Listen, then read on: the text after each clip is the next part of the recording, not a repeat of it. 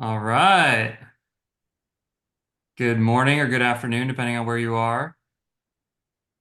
Andy, how's it going? It's good, man. You jinxed us with the name of this webinar. I was just checking the market cap and we're 46 billion right now. We're down like $3 or $4 today. So Well, it looks like we got a good amount of people here, and I'm super excited. So thanks for everyone for joining. This is a really fun and kind of a heartfelt conversation for me. Andy joined Ampush in 2012. He was one of our first 10 employees as we were at that time we called it building out the social side of the business because it wasn't clear yet even that Facebook was going to be that big.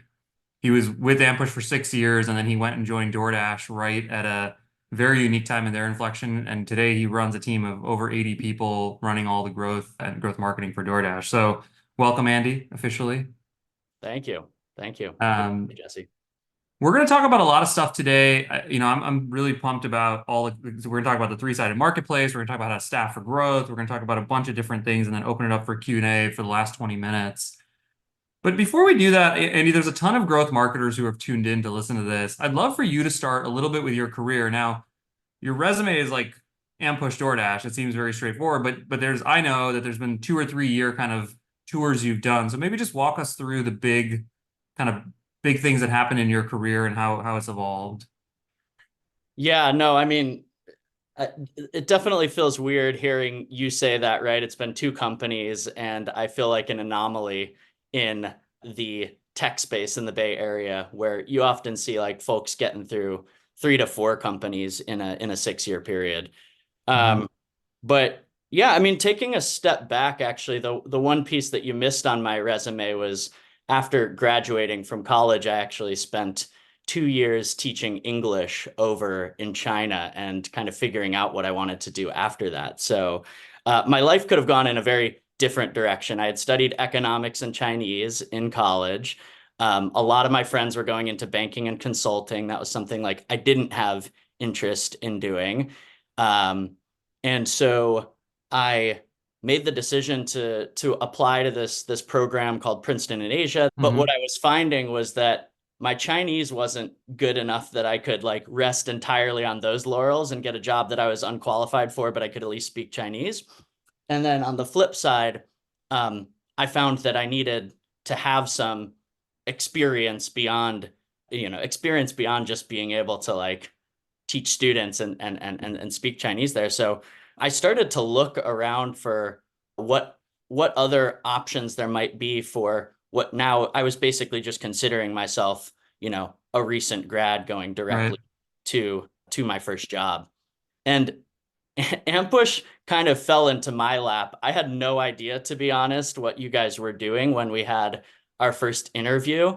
I was searching for keywords like, I thought that like marketing could be interesting because especially on the growth side, because it was a combination of like analytical and like business Right. minded type of work, but at the same time had some creativity to it, problem solving, and I think I was also looking for stuff where I could like play off like my interpersonal skills that I got from teaching. And so like this client strategy role at Ampush popped up. And I think when we first talked, I thought you guys were like an education startup or something like that Yeah. because the business was actually focused originally on Yeah. driving Yeah. Yeah. lead gen for online EDU businesses. But yeah, I was just kind of like I was looking for What whatever. were the 2 or 3 things you learned at Ampush, right? I never, I hated calling it an agency, but that's kind of what it was. But what do you think are the 2 or 3 most important things you learned that have supported your career at DoorDash during the Ampush days?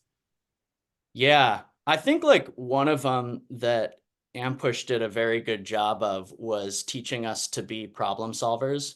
So I I joke that like that starting at an agency is really good for an in-house marketer because you learn a lot of the best practices, you learn different types of businesses, whatever. But one of the challenges with some agencies as they grow and get to like a certain amount of scale is like they develop very rigid playbooks. Hmm. And I felt like Ampush was like the right amount of balance between having smart people already there that you could learn from, but then giving every individual like a chance to go and just kind of figure it out for Right. themselves, whether it was new products in market like mobile app install ads for Facebook, or it was just like new types of businesses that we had never worked with. So like Yep. being able to like connect with the business problems that our clients were trying to solve and then figure out creative ways to solve those problems was probably one of the biggest things that I took away from my time at Yeah. Apple. Anything else?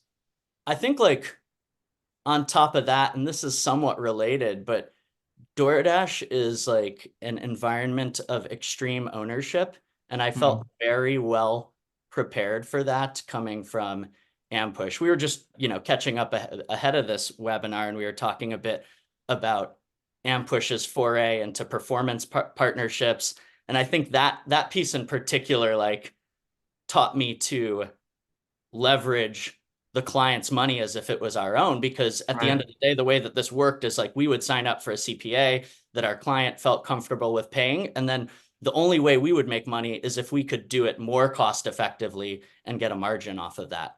And so Yeah. that taught me to basically own an internal P&L essentially, with everything from like how we were staffing the team to what channels we were managing to this balance between scale and efficiency. And like taking that to DoorDash was huge, because DoorDash is an environment where like you're expected to own a company goal, not just a Right. marketing input. Yeah. And what is an example of something that you had to learn that was totally foreign to you from the Ampush world? And maybe something you had to unlearn from the Ampush world in once you started running marketing at DoorDash. I think the thing that was most surprising to me, although it shouldn't have been, was the fact that everything requires such cross-functional partnership when you're working Mm. in-house.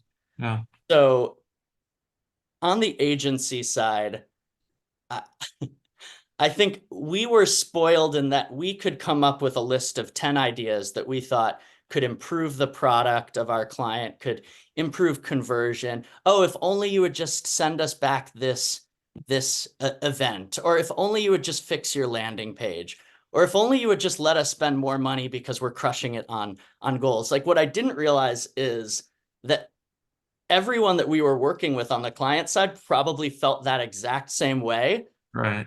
but like just the amount that you have to do to justify the investment from the other teams that are going to need to take the time and expend Right. resources to make those changes was like something that was very surprising and way more difficult than I expected it to Mm. be.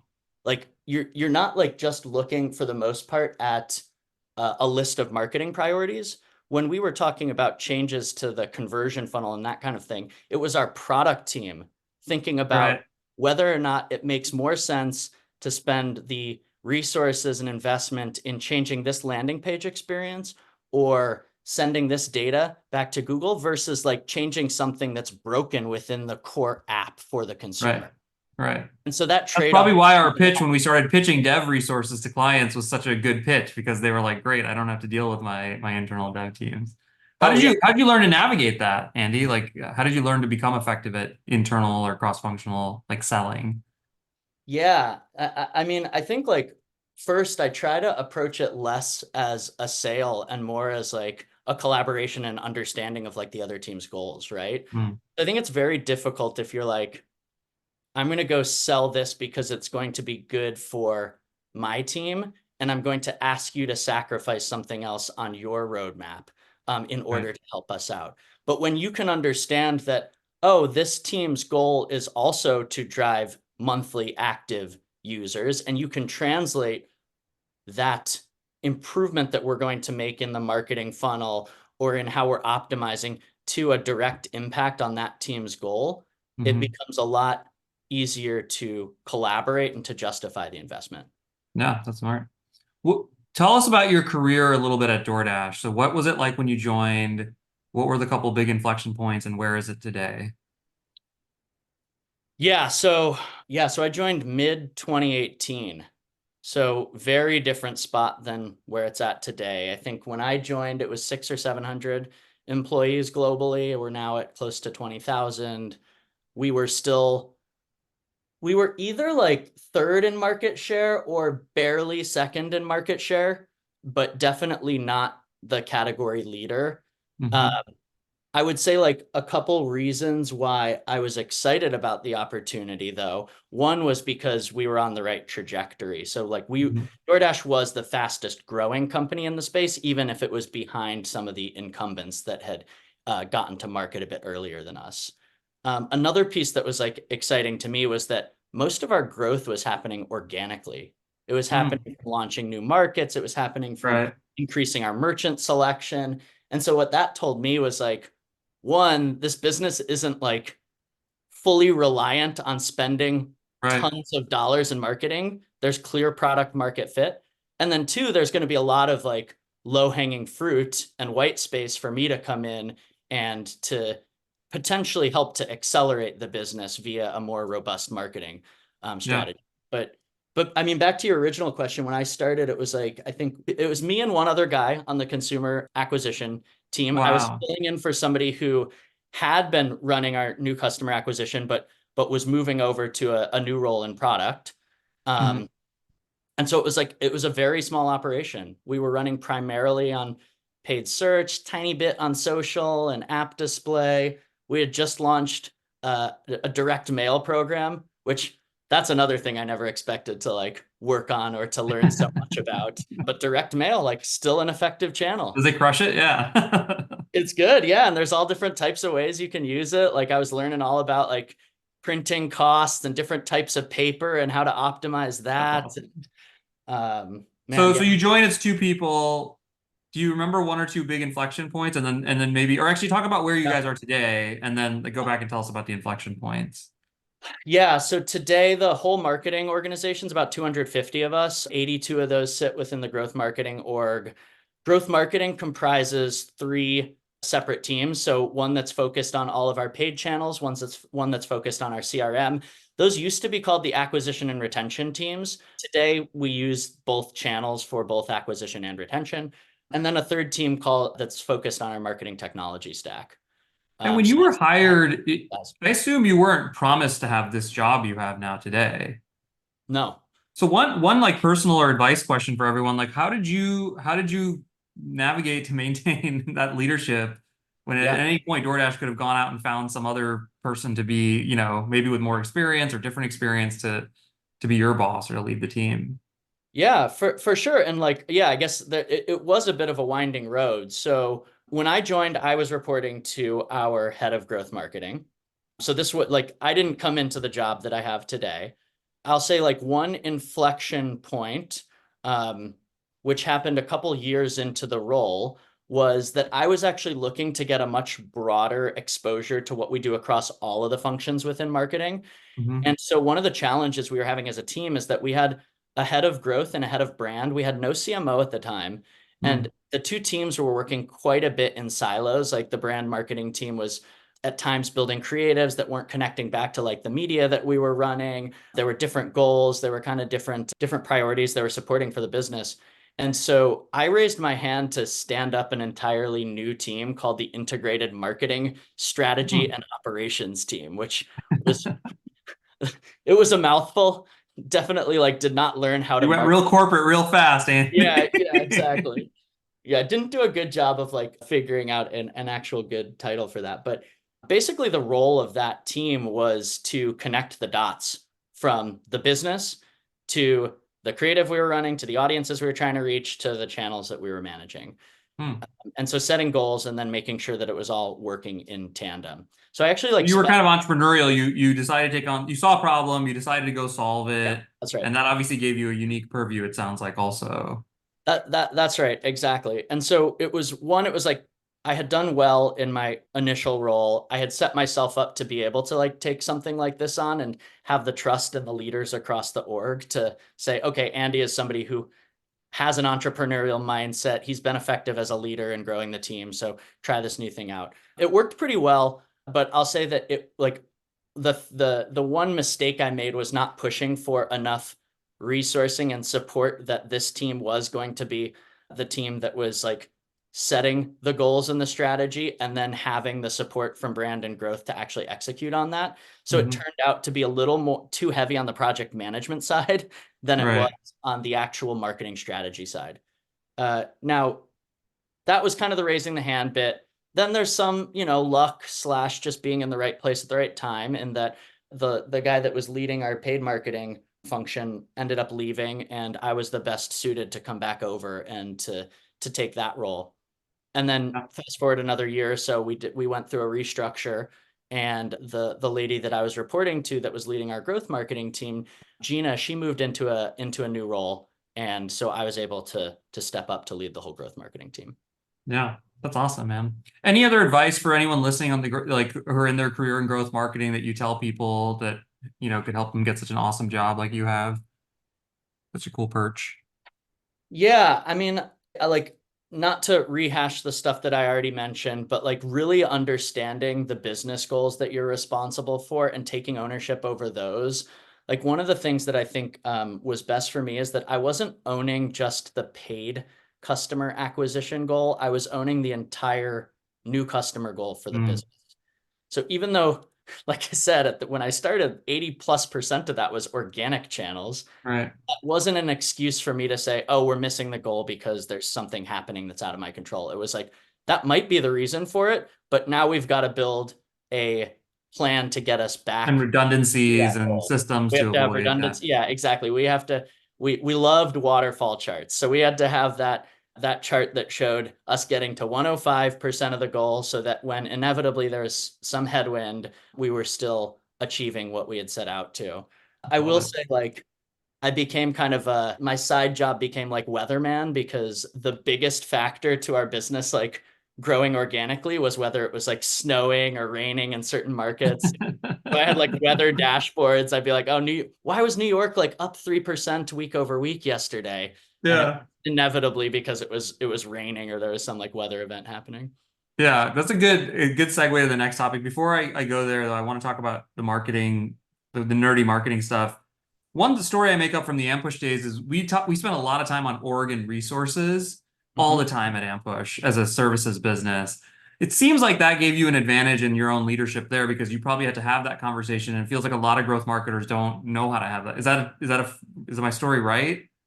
Yeah, absolutely. So one is like setting up a team that is flexible enough, and I definitely went with the Ampush model of hiring marketing athletes when I Right, joined, as opposed to like very specific channel level specialists, right, because I wanted them to be able to again understand the business problems, but also like flex into where we needed folks the most at the time. So if you set like a structure that's too rigid and oriented right. around this specific channel that's working well for me today, if that changes, like you're in a difficult spot, right? Yeah.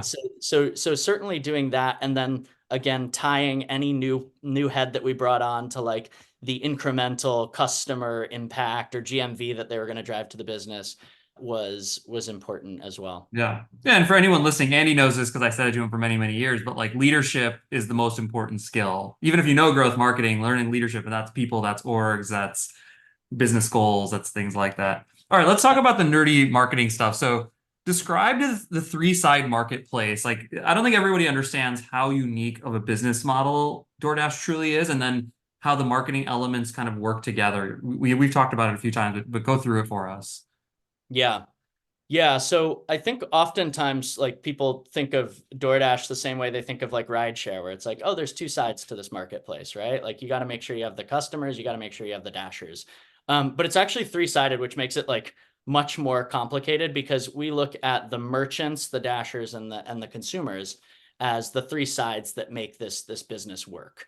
And interestingly enough, like I think one of the reasons DoorDash was successful is that when Tony founded the company, he and his co-founders are actually like focused on solving merchant problems first. So they Hmm. identified not that like, oh, they were doing this as a Stanford like business school project, but they identified that it was like, it wasn't that they were trying to feed like their classmates who are working late at night on some project and didn't want to go out and get food, but they were talking to merchants in the community and realizing that most did not offer delivery, and a lot of small businesses were having to turn down orders because they didn't have that infrastructure set up. Mhm. And so we've always thought about all three sides as our customers, as opposed to focusing first on the consumer and then on the dashers and Right, everything. right.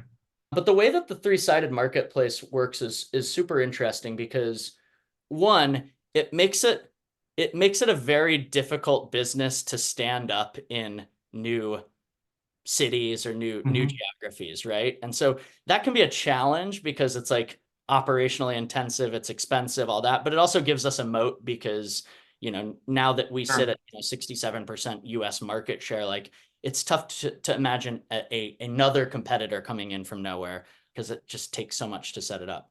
But you have to ensure that you have a, a base level of selection for the consumer, and that's both having the consumer's favorite restaurants in their area, but also different types of cuisine and different types of price ranges, that kind of thing. You need to make sure that you have enough dashers in the market. That's what we call our drivers, to ensure that when I place my order, I'm not going to be waiting 45 minutes just for them to assign a dasher to go pick it up. And now my Right. food's cold and soggy and all that kind of stuff. So that's super important for us. And then, of course, you need to have the consumers demand to then entice more merchants to join the platform and more dashers because they're going to be getting more work. So it's very much of that flywheel that you need to be getting all three sides of the marketplace working in Right. equilibrium. And so as a marketer, what are some unique challenge well, as a marketer, what are the metrics you guys talk about every day? And what are some unique challenges that have come up or stories that kind of are marketing centric? Uh, yeah, I mean, so again, each side of the marketplace, we're going to be looking at different metrics. So on the consumer side, it used to be like quite straightforward. We would look at new customers acquired, customer acquisition costs. We'd look at some of the funnel metrics to understand where things were breaking down. And then over time, as we started to shift away from just focusing on acquisition, but also like making sure that we had an active customer base, that kind of thing. Like we'll look at monthly active users, and then we look at new growing parts of the business because those are extremely important for kind of our next phase Right. of growth. So that's ensuring that we're driving adoption of new verticals. So that's like grocery, et cetera, as well as driving signups for Dash Pass, which is our subscription program. And that's the best way that we can retain a customer and get them to stay within our platform as opposed to price shopping and kind of hopping from one to Hmm. the other. On the Dasher side, it's around making sure that we're acquiring the right level of Dashers, but it happens at a per market basis. So it causes some very interesting marketing challenges. And then we're looking at retention and Dasher hours on the road as well to ensure that we're bringing on high quality Dashers who are going to be Right. That's like with. your retention metric or whatever. Yeah, absolutely. And then for merchants, kind of, a similar look, like merchants acquired. We have both like a large sales team where we'll send leads to, but most of what we do on the marketing side is actually driving to a self-serve onboarding flow so we can track directly to closed ones within the merchant org, and then looking at merchant retention as well based on like first 30-day orders and that kind of thing.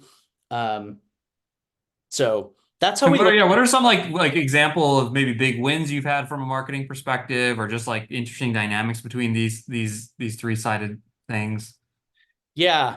So I think like I'll talk a bit about the Dasher side because I do think that's one of the more interesting pieces to the puzzle. Because typically, like when I think about the way to drive efficiency at scale, you want to target as broadly as possible, send the right signals to the platforms, and then let them optimize to the customers that are going to be the most cost effective to acquire.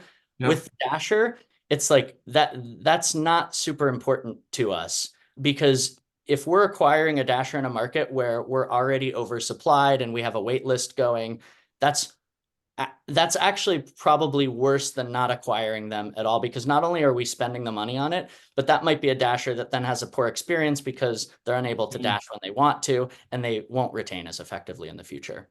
And then there's markets where like the business just can't operate effectively because we don't have enough dashers on the road. And so efficiency constraints kind of go out the window there. Yes, we want to minimize the amount that we have to put out to get the market to a good supply state, but we will go and invest in all different types of channels as quickly as possible to try to get back to an equilibrium.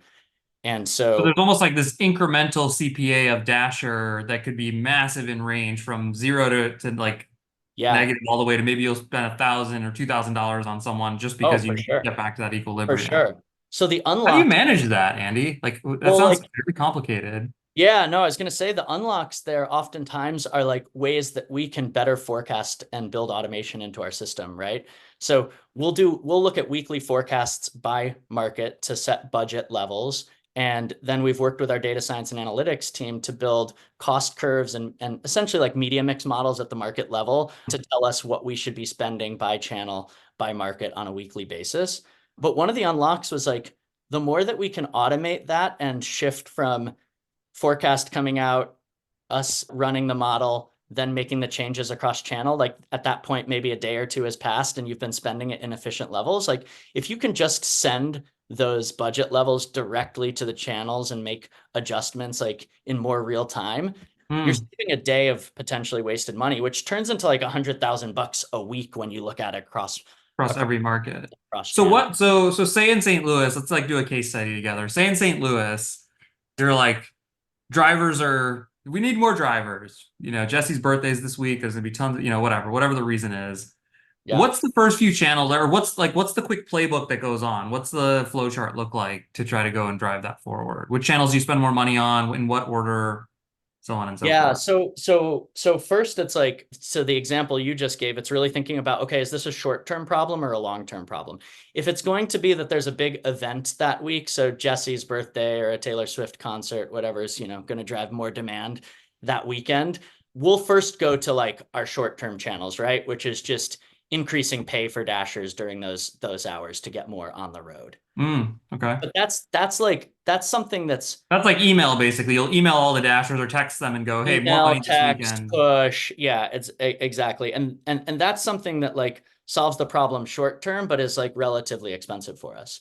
And so if we look and say, okay, no, in St. Louis, actually, like over the course of the next couple months, based on our consumer forecasts, we're going to need more dashers that are driving for us regularly.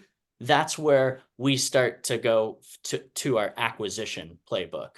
And that depending on like the market, the channel strategy can look a little bit different, but it's nothing too, I guess, unique from what you might expect. It's paid search works super well for us. We then start to extend into paid social. We do a lot with like job boards, so that's a channel that's a bit more unique to Dasher, but Yeah. making sure that like folks that are looking for part-time work can find us across those job boards. We also have like a pretty robust referrals channel that we can move up or down depending on the need. And that's one that that's a lever that you can pull to, you know, offer anywhere between $100 to $1,000 for referring in a new dasher who starts And to. looking back on it, I mean, you have all these channels, it sounds like now, but there's probably a lot of people building these channels. Which was the hardest channel to build out, but that you're like the happiest you did? You took the time to build it. Oh man, let me use a consumer example for this actually. Sure. Google Shopping ads, so PLAs. Oh, I didn't. Those seem, especially if there's like folks that are like doing D2C e-commerce, whatever, that it's not necessarily like the most difficult channel to stand up if you have a feed with all of your product SKUs in it. And it's one that's very effective on paid search. But for us, like initially, like for restaurants, that didn't make sense, right? Like no, Google won't serve you restaurant options in the shopping feed. But once we started to offer new verticals and new categories, that's where it became really important, right? Yeah. So searching for anything from like a vacuum cleaner to like, a basketball at Dick's Sporting Goods to a 12 pack I of was at a Coca-Cola. conference this week and I needed a charger. My plug on my phone broke and I needed one of those MagSafe chargers. And I found one on Best Buy on DoorDash and I got On it to my DoorDash, hotel in like right? 25 Yeah. minutes. And did Yeah. you find that through shopping ads or did you go Yeah. directly to Yeah. Door? Yeah. So this channel was such a pain in the ass to set up though, because if you think about the problem, right, it's not just that we have a catalog of SKUs that's our Right. inventory, right? So it's thinking about, okay, what stores offer those SKUs that's in within the delivery radius of Jesse? Hmm.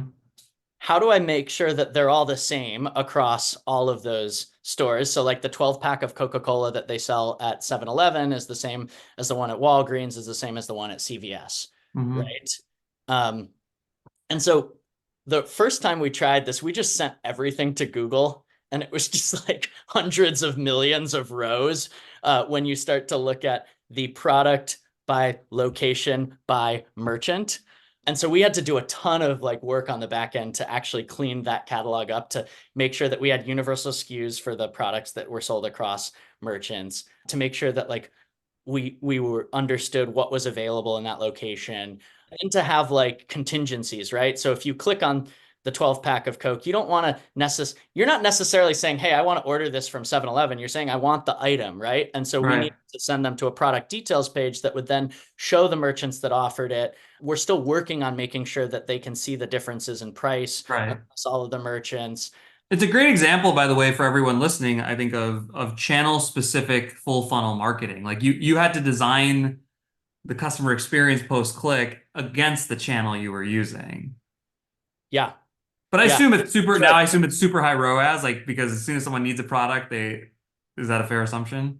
Yeah, and it's actually like, again, like I when I came to DoorDash, I was very like social first. Like that's how you generate the demand. That's how you go and get like people to try your product out. But this is like one of the best awareness drivers for us when Mm. people are unfamiliar that DoorDash does more than restaurants, right? Hmm. And so it has great ROAS and it has great like click to conversion metrics, but it Right. also just gets a lot of people to try a new vertical for the Right. first time with And DoorDash. then once you hook them on that, like there's a whole nice retention curve likely. Yeah, absolutely. And then you can start putting them into your life cycle programs to try to drive more of that behavior and more of that engagement. But Yeah. yeah, it's like search as an awareness channel versus as like a low funnel conversion That's a channel. very good insight. What? All right, so you have this three-sided marketplace. You got 82 people under you trying to deliver this. So you're the big kahuna now. All the people are actually doing the work underneath you. Like, what does that team look like? Talk about, or maybe your philosophy on setting up teams for these. Is it channel specific? Is it sprint oriented? Like, how do you run the teams and what do they look like? Yeah, so I touched on this briefly, but we've basically got three sub teams within growth marketing, and those are functional, right? So it's paid channels, it's owned channels, and it's marketing technology.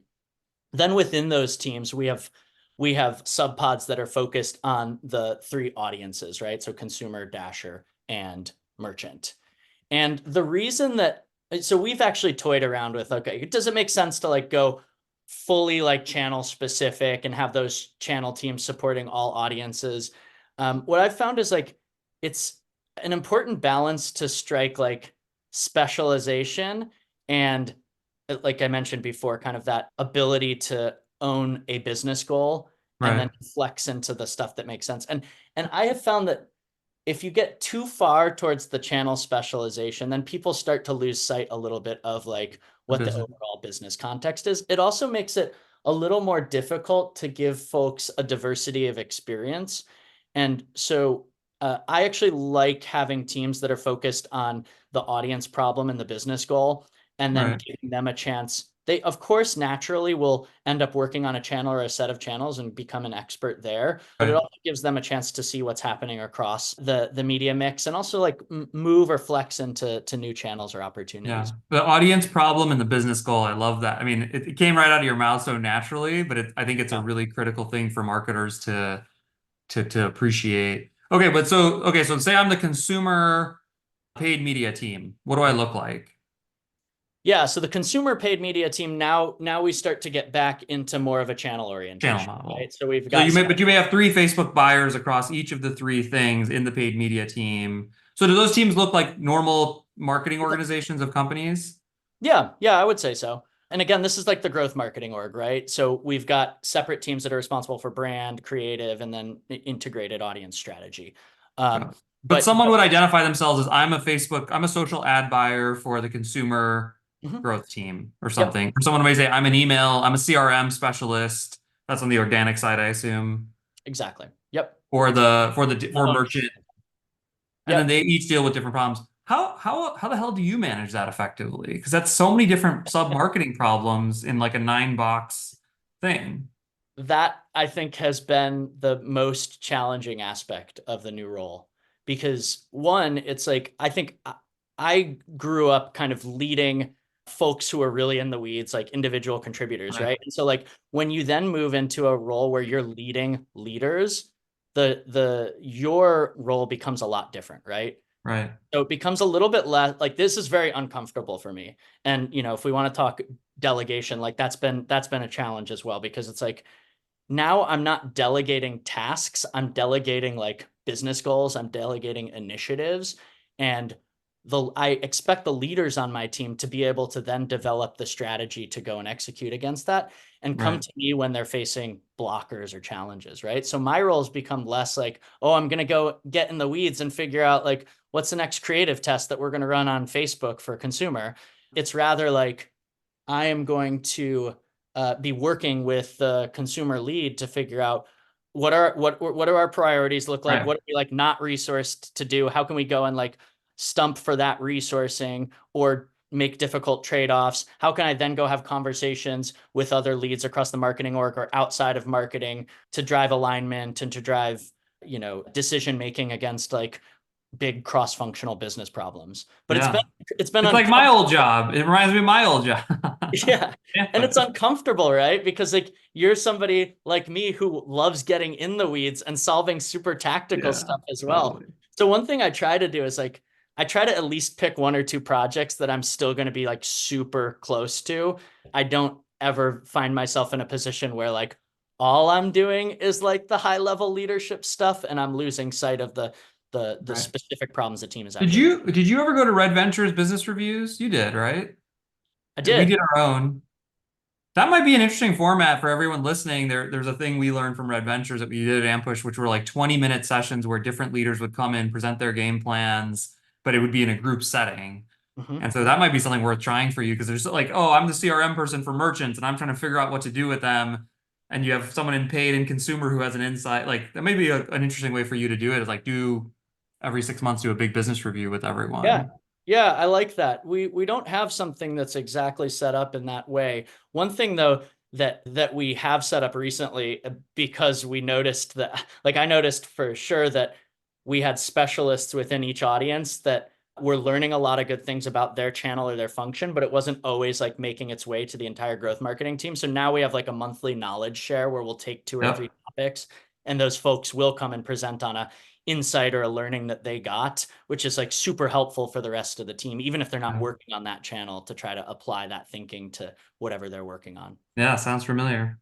All right, we're gonna do Q&A in just a second. Before we do that though, I want to talk about Growth Assistant. So you guys are a big customer of Growth Assistant. Talk to us about why you use Growth Assistant, how you use it, and then a chance if you want to throw up the slides, we could start to do that briefly before Q&A.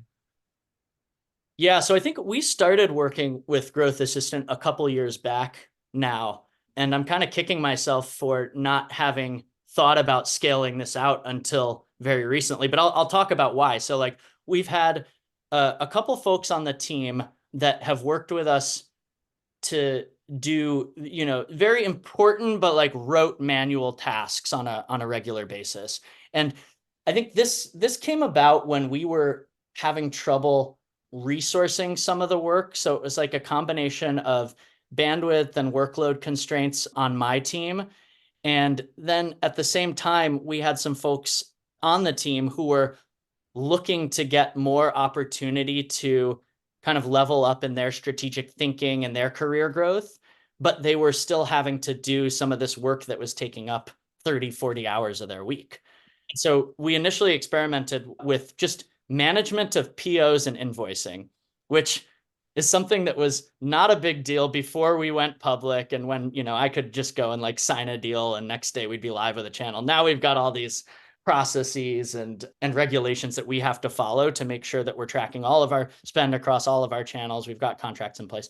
And so we have used a couple of growth assistants now that we've stood up as a pod responsible for PO and invoice management. And that's like how our partnership started. Yep. I will say over the past year and a half, 2 years, as I'm sure a lot of folks on the call have experienced, the environment for headcount growth has shifted tremendously. So back when, back when the pandemic hit through kind of early 2021, we were like, every new line of business, everything we're working on, we'll hire people to go and handle that. Then there was this shift around, okay, well, we have to really and we had to go through a layoff at the end of 2021. And it was like, we have to be more thoughtful about our OpEx growth and how we're bringing folks on. And in that type of constrained environment, you really want to be as thoughtful as possible about what your in-house team is working on and what they're spending their time on. And for stuff that you can't automate easily, Growth Assistant was a great opportunity for us to say, okay, we'll offshore some of this work. It's going to be 2 to 3, it would be 2 to 3 times more expensive to hire like a US based contractor to work on that. And I also don't want my team having to spend their weeks working on this, very sort of manual, time intensive bodies of work, as opposed to being able to focus on strategy and testing. Yeah. And virtually every function, if you think about CRM, paid, all of them have a set of important but rote work that you don't want your day-to-day teams doing. One of the things we've seen very often is that the US teams, the retention goes up on the US team because they don't have to do that shitty work anymore when they have a growth assistant who's handling it. And I think it's a win-win. That's how we always view it. Yeah.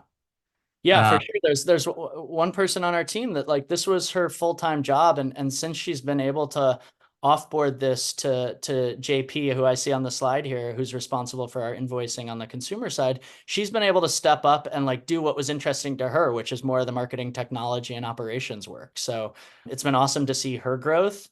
And at the same time, it's been exciting to see the folks on the Growth Assistant team take on more of the important work that we're shifting over to them. And this is at least from what I've understood from the folks on the team, it's exciting for the folks at Growth Assistant to be working. Yeah, one of the coolest things for people listening is I think that we learned this, that the talent part of the equation, this group of people was sick of going into United call centers and American Express and these big companies. They wanted to work for interesting tech startups. And that's been a big way that we've been successful recruiting in the Philippines. We have a TikTok channel. We have all these things, same problem that you were talking about with your Dasher marketing. We have job boards. We have all these things to recruit tons of growth assistants, and they love working for US companies, especially in the setup that we have.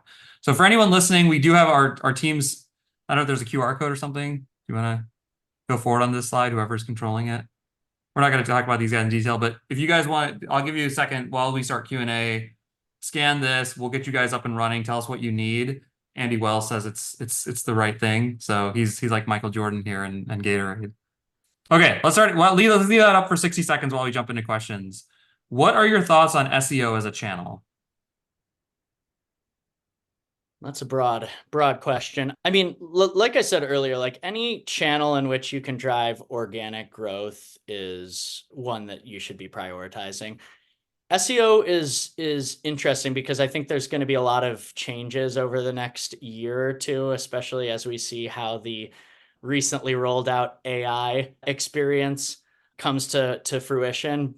I know for sure that Google will figure out how to continue to monetize via paid advertisements through their platform, but I will be curious to see how it impacts organic search. One of the things that I think is important though is on SEO, figuring out what are your sort of broad value props as a business and figuring out how to leverage those into some of the organic stuff that folks might be looking for, even if it's not going to lead to an immediate conversion. So for us, it's we've got a lot of data on restaurants and popularity. And so it's easy for us to roll out best of lists in cities and that kind of thing.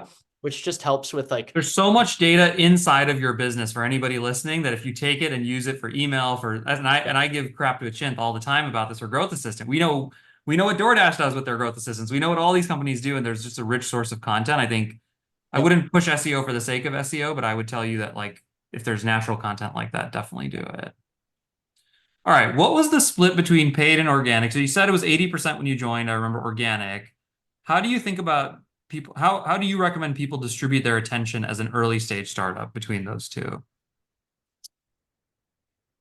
Well, I don't know if this will exactly answer your question, but I would say like I would not use paid marketing to try to solve problems with the product, which I think sometimes like is the natural inclination if you're like, oh man, my product's not growing enough organically, or I'm not getting like the right type of engagement or response from my customers. Well, maybe if I put more behind like paid social or something, that'll help to solve the problem. But what you're going to find is like you're going to get people to try it and they're not going to retain, or you're going to end up you're going to end up focusing your time and attention on the wrong thing, which is like if you have a great product, Right. people are going to shout from the rooftops about it, and you can amplify that via paid marketing. And then it just kind of, but it depends on like the business and the stage. And one thing I will say is like, don't have like preconceived notions about which channels should work for Mm, your business. Like definitely test them out and be open to being proven wrong. That's again something that I think I was saying earlier, but like I expected social to be so much more of a driver of growth for DoorDash, but I found that there was kind of endless opportunities with people searching for things that we could show up for. And so search has like been, different. Do you agree? I always tell early stage founders to do one new channel at a time. Do you agree with that, or have you found it to be different? I think that, I mean, it depends on like depends on like where you're at. But yeah, I think spreading yourself too thin across multiple channels and trying to solve them all at once is going to be way more challenging. So if you have the time to do it one channel at a time, I think you're probably going to have more success going deep in that channel than spreading Okay. yourself super thin. Oh, this is a good one. What are some of the best ways you've seen restaurants opt customers into their own marketing ecosystem post customer acquisition via a third-party marketplace like DoorDash? That is a good question for our merchants. I have seen creative ways that so one thing I'll say is like DoorDash is both a marketplace and a platform. So we actually like power a lot of the on-site or in-app delivery experiences for merchants that offer them in their own app or website. So like Mm, you order like from Chipotle in their app, that's actually like it's you DoorDash guys. backend Yeah. powering it. And so like working on the platform, like if you're engaged with DoorDash on the platform side, that allows you then to have more direct ownership of the customers that you're working with. Now, if it's through the marketplace, like I've seen creative ways. So I've seen like merchants put in a promotion or a website or a QR code into their like delivery bag saying like, Right. hey, order directly from us, that kind of thing. Nothing jumps out. All right, I'm gonna combine two. Do you take your competitors into consideration for your marketing efforts? Like, how much do you think about competitors? And what do you think you guys did differently as a team that allowed you to win so much market share from competitors like Uber and Grubhub? Yeah. Yeah, so one of our values is customer obsessed, not competitor focused. So, and I think that might be, somewhat borrowed from like a Bezos value. But yeah, I mean, we try as much as possible to focus on like solving customer problems as opposed to like being obsessed with our competitors.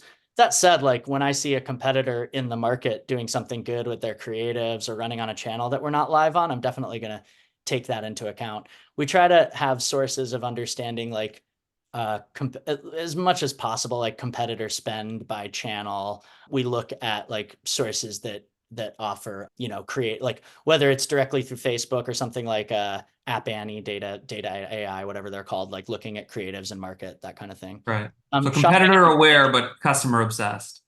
Yeah, for sure. But one And thing you said I do think that was worth noting was you did treat each of the three as different customer sets, and all of them were equally important from the get-go, which I think yeah, which is sometimes doesn't happen in a lot of businesses. yeah, yeah, Um, 100%. And don't ignore like if your competitor has a good idea. Like we saw Instacart on Google Shopping ads first, and we were like, all right, well, we should definitely get on there.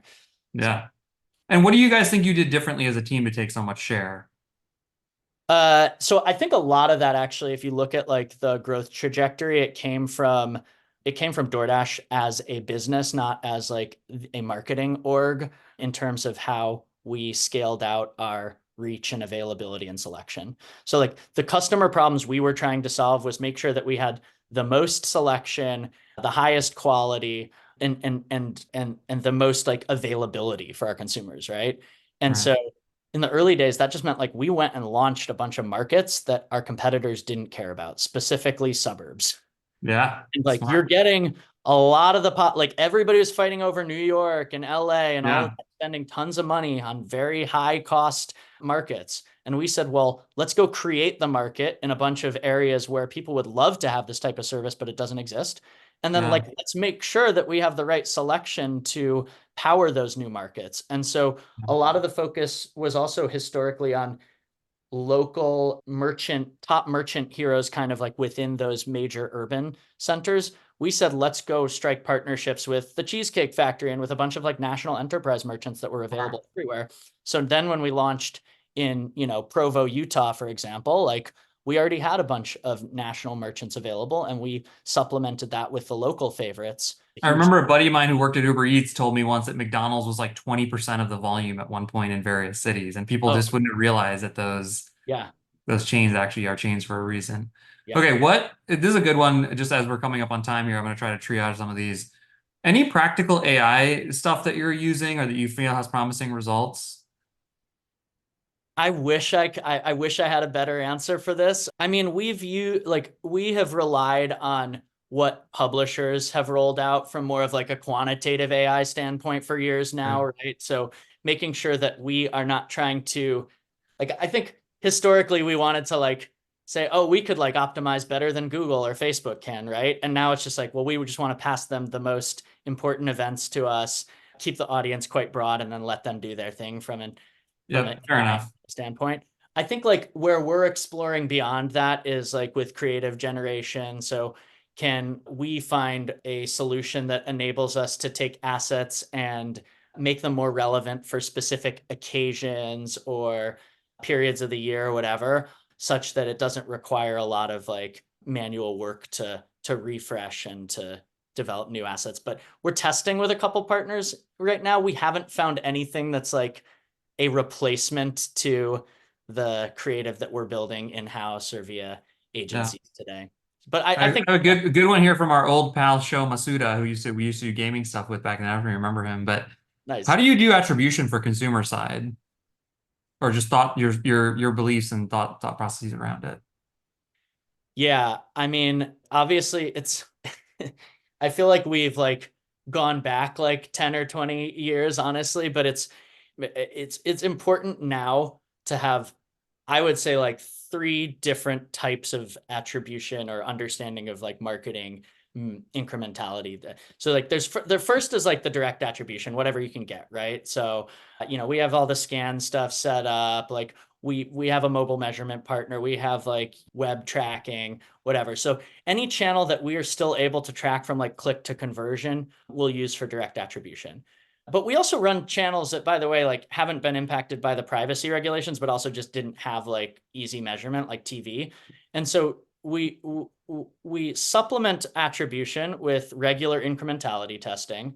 We do that based on like size of channel and like level of confidence we have in whatever our internal measurement is. And then we have a media mix model.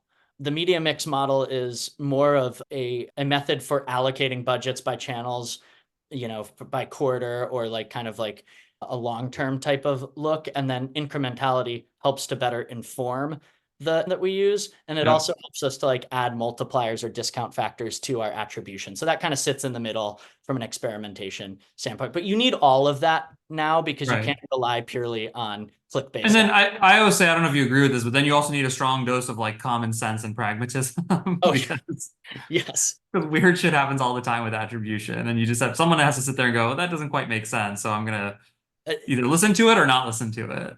it's a really good thing to like to remind folks of, because sometimes it does get lost, right? You like launch this new channel and you're like, oh my God, like this is amazing.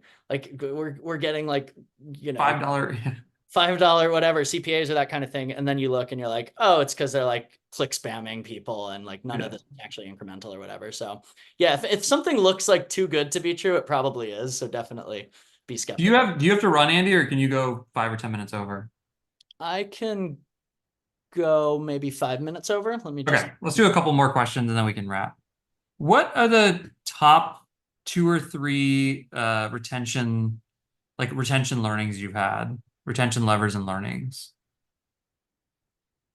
Um, yeah, so one is to have a subscription or to have like a membership program, right? So Yep.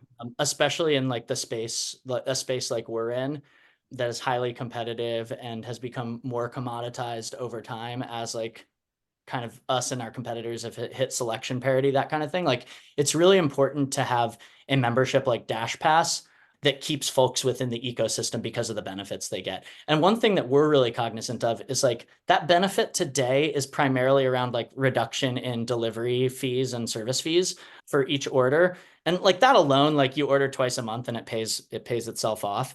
But we're thinking about what other benefits can we add on top of that to make it like something above and beyond just cost savings. So that we think will help with retention to the Dash Pass Right. program, right? But that alone helps to drive significant retention value for us. And then I think the other thing is like within our own channels, right? Just over time, making our programs more personalized and relevant to each of the consumers that we're reaching. And so if that means like this like using the data that we have to understand that this consumer orders typically from this type of restaurant, but they dropped off for 3 or 6 months. Well, we're going to give them a discount to that type of restaurant, right? But like there's so much data that you can use within your first party to drive relevant, like high value communications.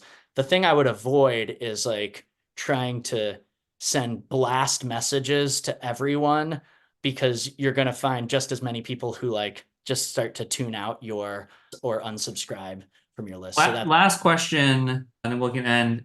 What's like one or two channel strategies, something that you're really looking forward and really excited about? good question. Um, one thing that I'm excited about is like I'm trying to find ways to leverage our channels to drive more growth for our merchants specifically. So like how do we co-market or partner with merchants? So this isn't a specific channel, but it's a program that I think is going to like grow and scale over time, especially when you think about like local SMB restaurants where like they don't have a marketing team most likely or somebody thinking about this. So how do we like take our growth marketing engine or Right. system and start to provide it as a service for driving growth for those merchants? So that's an area that we're working on right now that I'm super excited about. Well, Andy Wells, I think we kept 100 people engaged and entertained for quite a while. Dude, I'm so I proud hope, of you. I'm like so happy and excited that you've been able to have so much success. man. And this was super, super helpful and interesting and exciting. So thanks everybody for joining. Andy, thank you for doing this. We'll talk soon. Sounds good. Thanks for All right. everything, Jesse. All right.